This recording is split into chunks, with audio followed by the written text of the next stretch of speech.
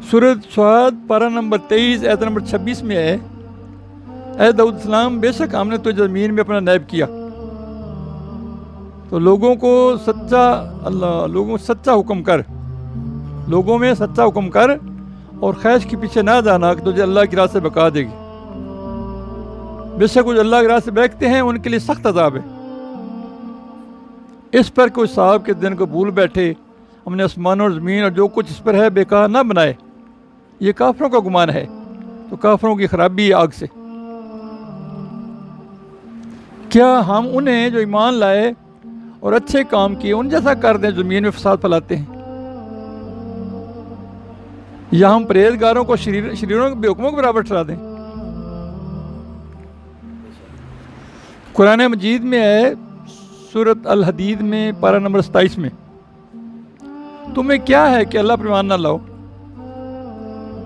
حالانکہ یہ رسول تمہیں بلا رہے ہیں کہ اپنے رب پر ایمان لاؤ، اور بے شک وہ تم سے پہلے عہد لے چکا ہے۔ اگر تمہیں یقین ہو، اللہ وہی ہے کہ اپنے بندہ پر روشن آیتیں اتارتا ہے تاکہ تمہیں اندھیروں سے اجالے کی طرف لے جائے۔ بے شک اللہ تم پر ضرور مہربان ہے، اور تمہیں کیا ہے کہ اللہ راہ میں خرچ نہ کرو، حالانکہ آسمانوں اور زمین سب کا وارث اللہ ہی ہے۔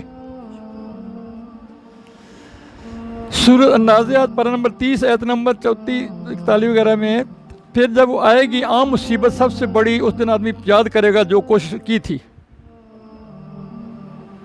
اور جہنم ہر دیکھنے والے پر ظاہر کی جائے گی۔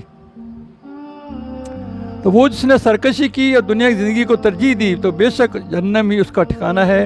اپنے رب کے حضور کھڑے ہونے سے ڈرا، اور وہ جو اپنے رب کے حضور کھڑے ہونے سے ڈرا وہ نفس کو خواہش سے روکا، تو بے شک جنت ہی اس کا ٹھکانہ ہے۔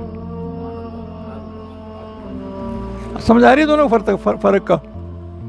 اللہ قرآن مجید سورۃ یونس میں ہے، اللہ تعالیٰ لوگوں کو سلامتی کے گھر کی طرف بلاتا ہے، یعنی بہشت کی طرف بلاتا ہے، جس کو چاہتا ہے سیدھے راستے کی طرف ہدایت کرتا ہے۔